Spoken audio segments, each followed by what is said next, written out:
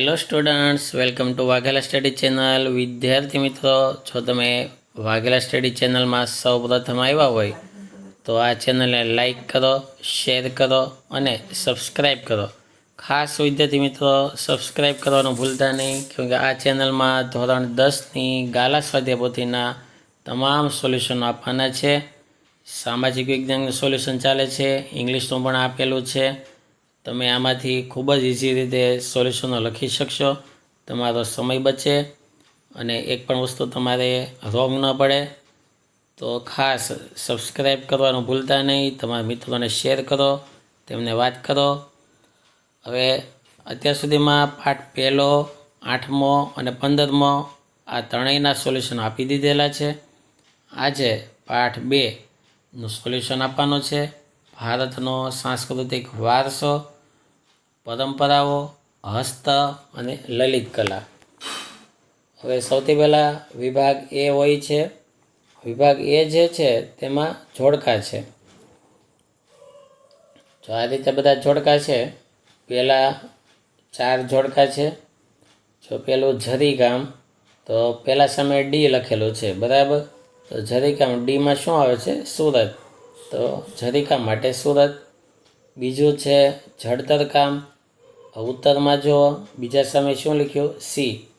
સીમાં શું લખ્યું? બિકાનેર. તો જડતર કામ માટે બિકાનેર ફેમસ. ત્રીજું અકીક કામ. હવે જો 3માં અકીક કામ સામે બી લખ્યું છે, તો બી ક્યાં? તો કે ખંભાત. ચોથું લાકડાના હિંચકા. તો ચોથા સામે એ. એમાં શું લખેલું છે? સંખેડા. આ રીતે જોડકા આપેલા છે. હું બધા નહીં સમજાવું, તમે તમારી સ્વાધ્યાય પૂરવાનું રાખજો અને પાકા કરવાનું. જો બીજા પ્રકારના જોડકા, સંગીત, મકરંદ ને વગેરે, એના જવાબ ઉત્તર અપાયેલા છે. ત્રીજા જોડકા, તેના પણ ઉત્તરો આપેલા છે. આ ચોથા જોડકા. જોડકા ઘણા બધા છે, કેમ કે પાઠ ઘણો ઇન્ટરેસ્ટિંગ છે. 5મા જોડકા, આદિવાસીઓનું નૃત્ય, સિદ્ધિઓનું નૃત્ય, આ બધા તેના જવાબ આપી દીધેલા છે. 6ઠા જોડકા, તેના પણ ઉત્તરો આપેલા છે. પહેલામાં બી, બીજામાં ડી, ત્રીજામાં ઈ, ચોથામાં સી, આ રીતે. 7મા જોડકા, વિડીયો પોઝ કરીને તમારી અસાઇનમેન્ટમાં સીધું પૂરવાનું રાખવાનું અને પાકો કરવો હોય તો મોબાઈલમાંથી કરી શકાય. પ્રશ્ન 2 છે ખરા ખોટાનો. કુલ 8 ખરા ખોટા આપેલા છે. મોટાભાગના ખરા જ છે, એક જ ખોટું છે પહેલું, બરાબર. હવે 6ઠું જે છે એ ખરું પણ કહી શકાય અને ખોટું પણ કહી શકાય. પણ આપણે ખરું એટલા માટે કીધેલું છે કે શ્રી, દીપક, હિંડોર, મેઘ અને ભૈરવી આ ભારતીય સંગીતના 5 રાગો છે. તો 5 રાગો તો છે જ તે, બરાબર. એમ આપ્યું હોય કે આ માત્ર આ 5 જ તે રાગો છે, તો ખોટું થાય, કેમ કે હવે 6 રાગો છે, બરાબર. એક માલકોસ રાગ પણ છે. પણ આવી કોઈ ચોખવટ નથી, ખાલી એમ કીધું કે આ 5 રાગો તો છે, એટલે આપણે ખરું કરેલું છે. પ્રશ્ન 3, 1-2 શબ્દમાં ઉત્તર આપો. તેના જવાબ આપેલા છે. કુલ એવા 7 સવાલો છે. ત્યારબાદ પ્રશ્ન 4, સાચો વિકલ્પ પસંદ કરી ખાલી જગ્યા પૂરો. 5 ખાલી જગ્યા છે. તો પહેલામાં સાંસ્કૃતિક આવશે, બીજામાં કાંતણ વણાટ, ત્રીજામાં તૃતીય હિન્દ, ચોથામાં નટરાજ, 5મામાં મણિપુરી. પ્રશ્ન 5, MCQ, સાચો વિકલ્પ શોધીને લખો. તો એની અંદર સાચો જવાબ તો લખવાનો જ તે MCQમાં, પણ તેમની સાથે ABCDનો કયો ઓપ્શન હતો એ પણ લખવાનું રાખવું. જેમ કે ઇક્ત એટલે શું? તો તેમાં બી આવે છે વણાટ, તો બી પણ લખવાનો, વણાટે લખવાનું.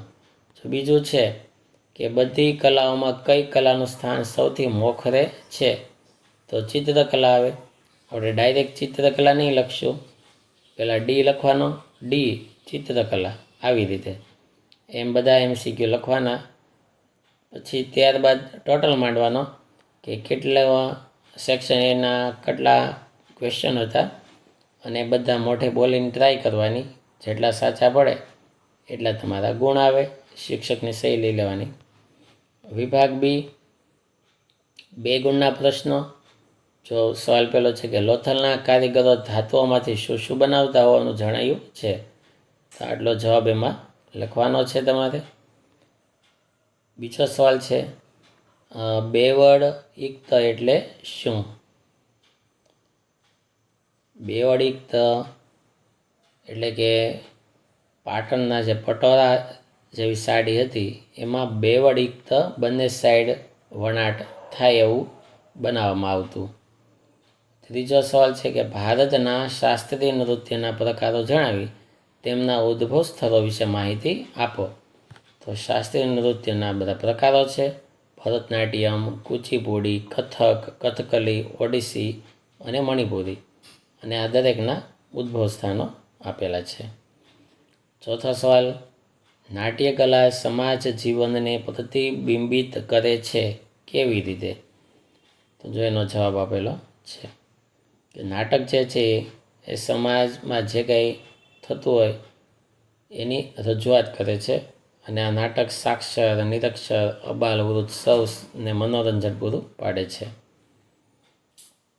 5મો ભરતનાટ્યમ નૃત્ય શૈલીનો પરિચય આપો. તો આ ભરતનાટ્યમનો પરિચય. 6થો સવાલ કથકલી નૃત્ય વિશે સમજ આપો. તો કથકલી નૃત્ય કેરળનું છે અને તેમાં મહાકાવ્યો, મહાભારતના પ્રસંગો, સંસ્કૃત મલયાલમ મિશ્રિત નાટકો આ બધું હતું. સમય જતાં તે કથકલી કહેવાયું. થોડોક ભાગ અહીંયા પણ છે. 7મો સવાલ રાસનો પરિચય આપો. જો રાસ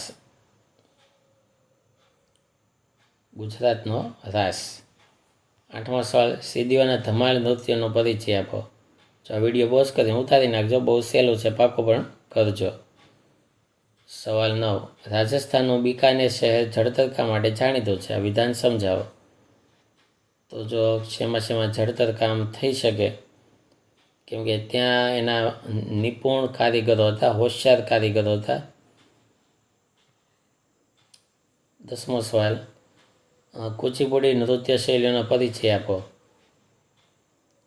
તો થોડુંક બાકી આમાં પણ છે. 11મો સવાલ માનવ જીવન અને માટી વચ્ચેનો સંબંધ.